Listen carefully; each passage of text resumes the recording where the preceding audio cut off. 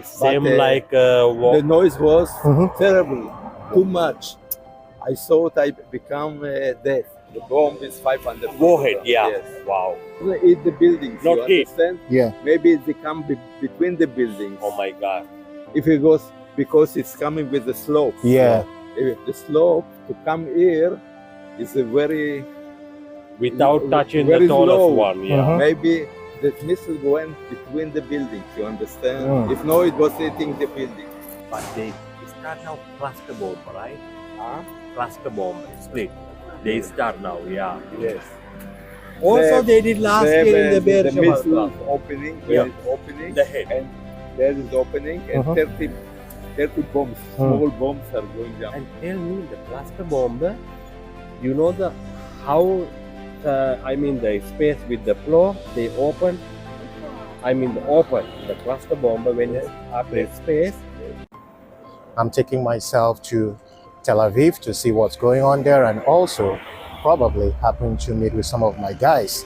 I do not know how the day is gonna end, but I know how it is beginning. This morning we already had the first wave of the missiles from Iran, and of course I'm gonna say that there are gonna be other ones because Iran is not giving up.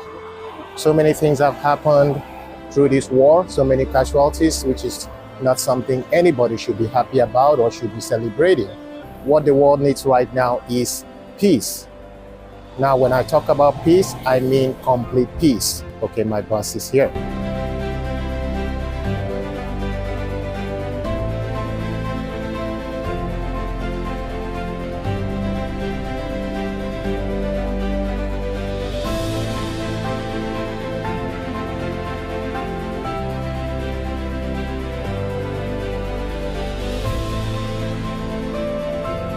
I have finally arrived in Tel Aviv, even though this is not where I intended to bring myself to, but it seems also to be lively here. This is Habima Square.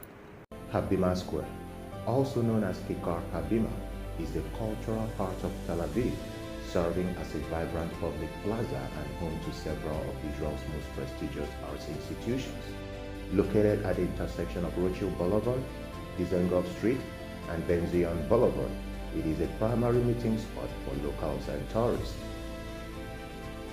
The square is defined by three major landmarks: Habima Theater, which is Israel's national theater, originally founded in Moscow in 1917, which moved to Tel Aviv in 1931.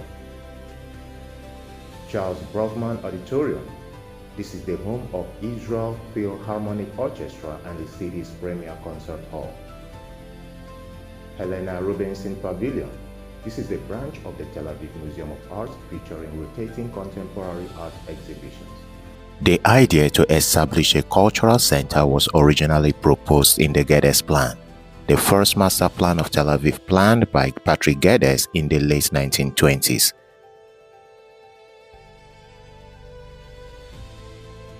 Geddes envisioned a kind of a modern acropolis.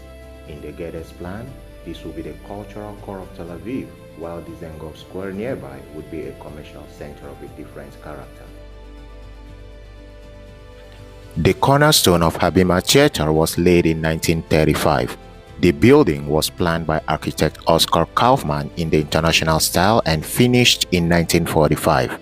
The square was inaugurated next to the theater, additional buildings being added only 2 decades later.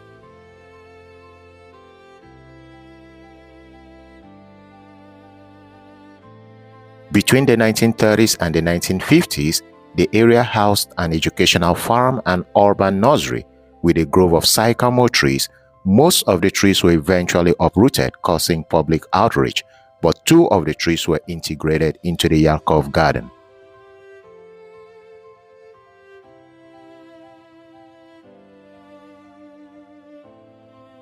On 28 June 1948, 7 weeks after the Israeli Declaration of Independence, Tel Aviv was the temporary national capital of Israel while Jerusalem was under siege.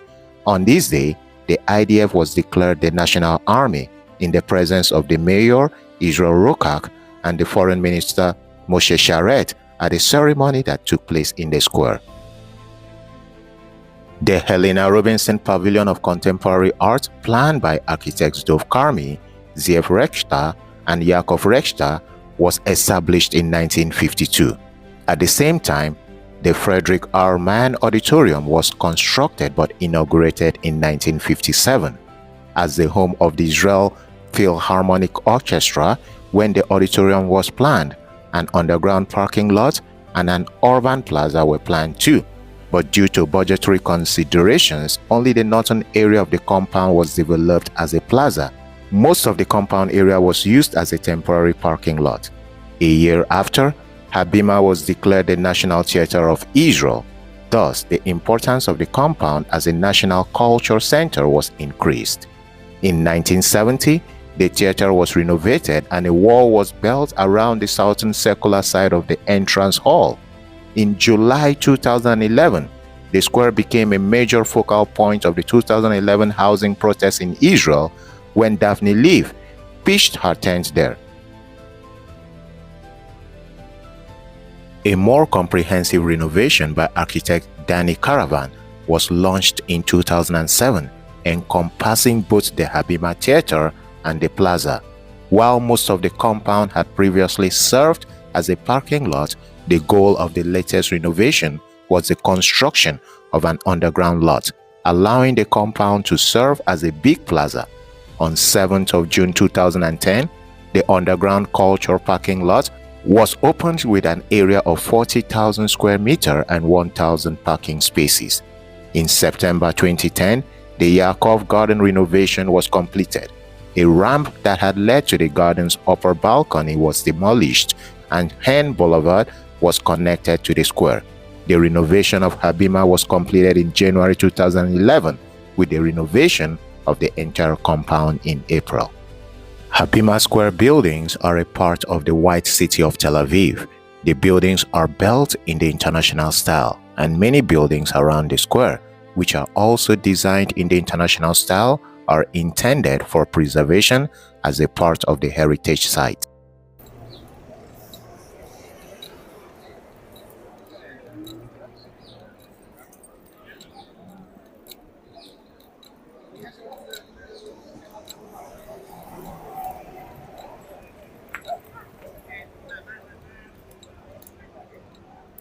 The afternoon sun hung high over Tel Aviv.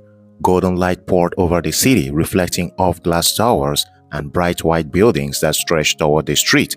At first glance, it looked like any other day, but it wasn't, because somewhere far beyond the horizon, a war was unfolding. Missiles had been launched, jets had crossed entire countries in minutes. Governments were making decisions that could change the future of the Middle East.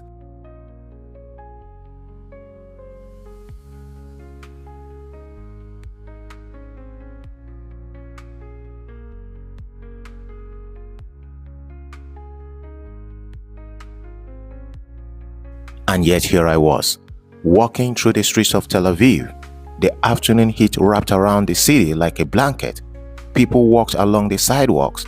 Some carried grocery bags. Others pushed strollers or walked their dogs. Cars rolled through intersections. But something was different. The energy of the city felt restrained. It felt quieter than usual.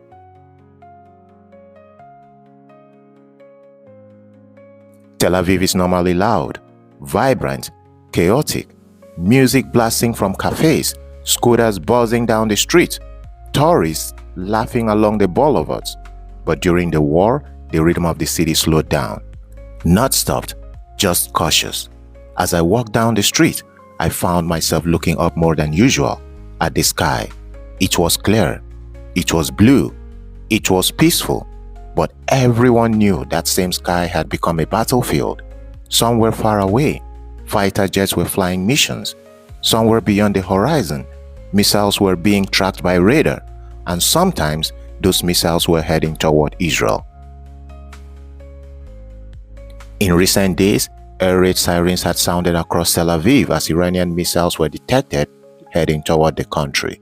And when that happens, people have only minutes to reach shelter, sometimes less. I continued my walk through the afternoon streets.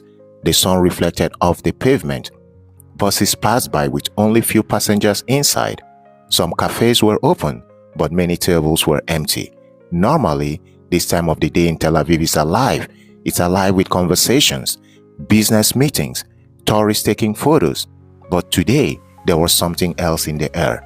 It was uncertainty. Everyone was still living their lives, but everyone was also paying attention. Phones were constantly checked, and every unusual sound made people pause for a moment. Something interesting happens in a city during wartime. People don't necessarily panic. Instead, they become hyper-aware. You start noticing things you never noticed before. The location of shelters, the direction of stairwells, underground parking garages, reinforced safe rooms in apartment buildings. All over Tel Aviv, signs point toward bomb shelters. During normal times, you barely see them. But during war, they suddenly become the most important places in the city. Despite everything, Tel Aviv kept living. Moments like this remind you that cities are incredibly resilient. Even during war, life continues. People keep moving because stopping would mean letting fear take control. As I walked further, I thought about how strange modern war is. The explosions and airstrikes might be happening hundreds or thousands of kilometers away, but technology has made distance almost meaningless.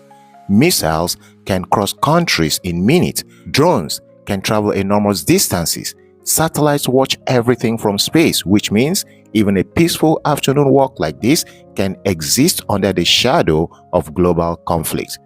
Tel Aviv is a young city compared to other cities in the region. But even in its short history, it has experienced wars. It has experienced conflict and moments of uncertainty.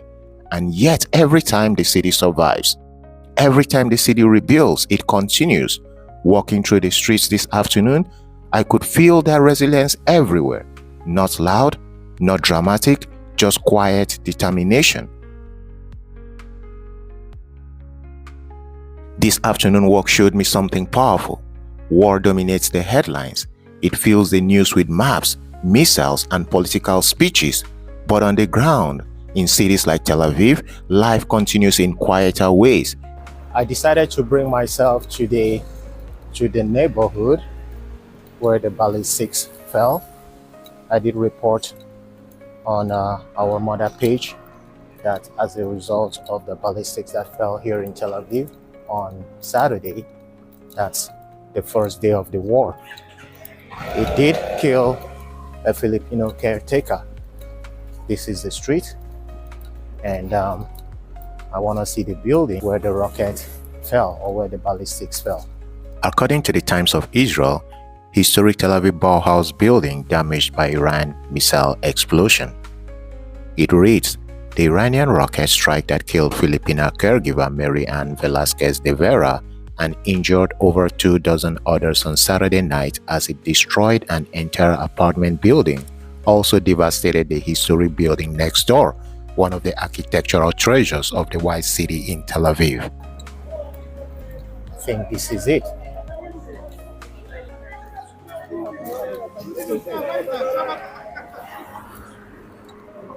No one can live there right now, said architect Alon Bin Nun, whose firm handled the apartment building's restoration more than a decade ago. All the windows are broken. It is uninhabitable for the moment. Bin Nun said someone sent him a message on Saturday night saying the rocket struck the block on which the building is located. I saw it on TV and could immediately identify it, said Bin Nun. The downstairs cafe, Graziani House, a beloved neighborhood bakery and coffee spot were also destroyed in the blast. The Home Front Command determined that a complete Iranian ballistic missile, not fragments, impacted next to the apartment building, causing extensive damage and a large crater. The missile carried a warhead of several hundred kilograms, the Home Front Command assessed. The building was relatively old, without its own safe rooms. Most residents had evacuated to a nearby public bomb shelter, according to the Home Front Command. The historic building next door was a familiar landmark in the neighborhood, noted for the two external staircases with rounded walls and the busy ground floor cafe. These houses were more than concrete and balconies. wrote Tel Aviv's Bauhaus Center on Instagram. They were symbols of survival, modernity, and the rebuilding of life in Tel Aviv, the white city. Their clean lines and simple forms carried a powerful story. Architecture as refuge, architecture as hope. We mourn the loss of this cultural heritage and stand committed to preserving the memory and values these buildings embodied. There is one thing seeing this destruction on the news and seeing it on social media, but there is another thing when you happen to visit that location. It brings kind of goosebumps to your body.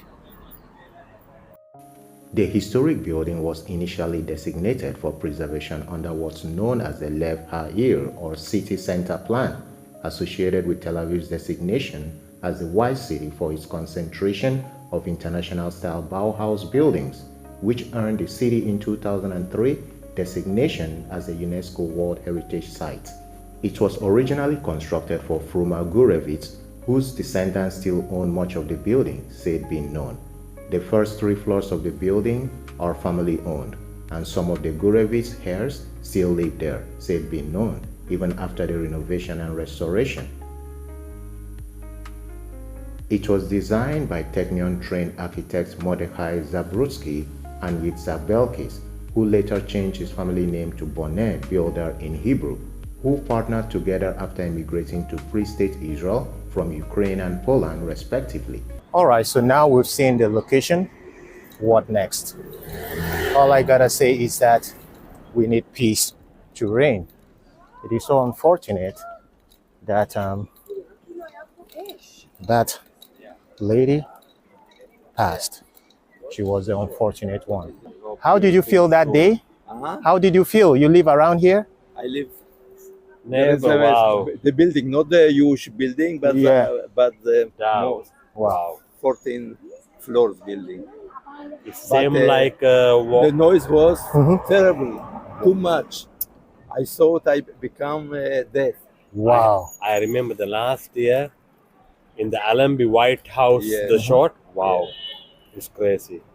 Because almost 1.5 ton, right? In the No. warhead. No, 500 kilograms. 500 In the kilograms? warhead. The bomb is 500 Warhead, kilograms. yeah. Yes. Wow. It's crazy. Warhead. And this is the building where that Filipino caretaker She died. I think the building take out now. killed. Yeah. The middle. The middle was in the Yeah. middle. The building was in the middle. Between the empty, Yeah. he said the take out because Wow. They it's don't nothing want to make too much and to show to the people to show the Mhm. people. because of this terrible. No, I saw it on pictures. Yeah. It was terrible. Yeah. And you also saw the Olympics of last year, right? Yeah. It's crazy, my friend.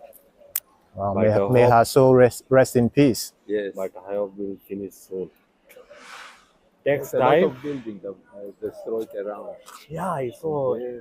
India in the glasses also is Yeah. to buy bar. Also in our Yeah, I saw the gray also in color our one. buildings a lot of Yeah, Of course, a lot because of the damage. the vibration. I can see that It building was- there, it that was- brown I was building. lucky because maybe the missile. if not to the How it's come? taller one. It doesn't hit the buildings. Not you hit. understand? Yeah. Maybe they come between the buildings. Oh my God! If it goes because it's coming with the slope. Yeah. If the slope to come here is a very Without touching the very tallest slow. one, yeah. Mhm. maybe the missile went between the buildings. You understand? Mm. If no, it was hitting the building. And Always. there was the damage. Yeah, it was 100%. almost landing. That's why it Few hit here. 100% more. Of course, it's wow. Well, always God protect Tel Aviv, the huge building. Yeah. I live in Petah Tikva. Wow. My friend, there are also some in the falling. Yeah, short one, yeah. Yes. But Close I- to my bus station.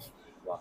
I think now their power is more or less, but little bit takes time to the Less and less and less. But they start now cluster bomb, right? Huh? Cluster bomb split. They start now, yeah. Yes. Also, they did last year in the Beer the Shema missile club. is opening. Yeah. There is opening. The head. And there is opening, and Mhm. 30 bombs, small bombs are going down. I think 4, that was 5 what kilograms. hit this one. No, not it's that. the only one. It's what the small bombs is for. Is more Open. for people. You Mm. The understand? damage. because It's it's good to I for met you and tell me the cluster bomb. You know the how I mean the space with the floor they open. I mean the open the cluster bomb when yes, it's after yes, its space yes. before we shot they open. No, what do you think? I mean When the it's rate. open, when it's going, it's open to open. It's open.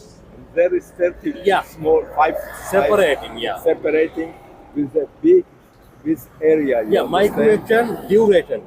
I mean the distance floor to the sky. No, I think A few meters Few meters before it hits. Yeah. before he, Because he, they have he a knows sound. the level. Yeah. Wow. Okay. But, okay. Thank you very so much much. for the. Yourself. Thank you very. Stay safe.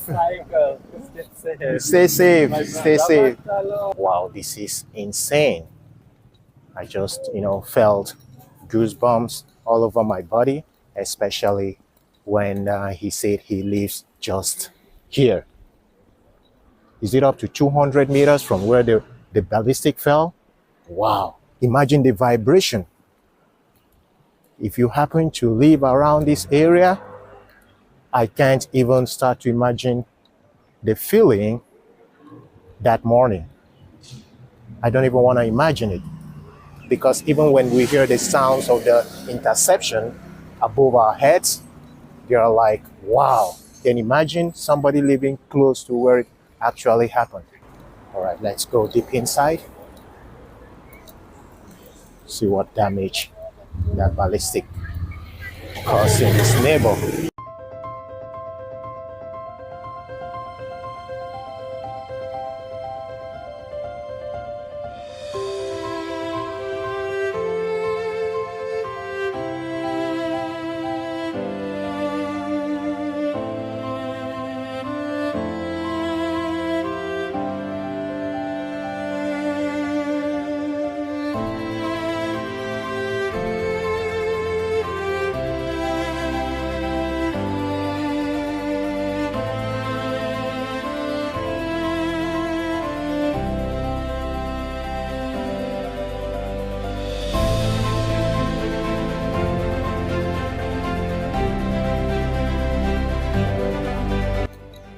Imagine what it was like to live here.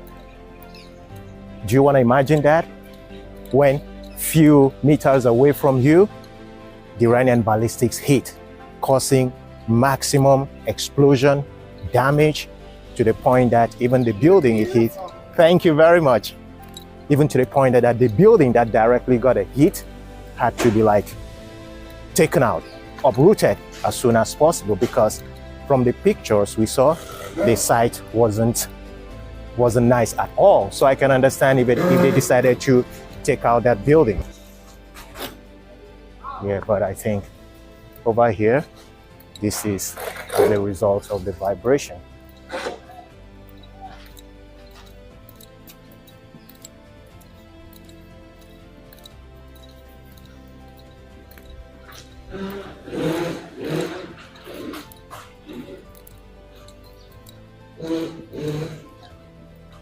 And over here is a very beautiful pond. I wonder if the fishes were scared. Oh, poor fishes. Where did you guys take cover? You have a bomb shelter in this water?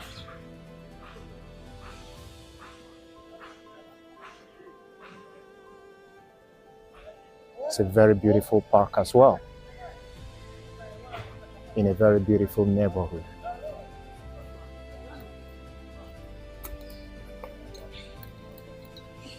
This was once Moran's neighborhood.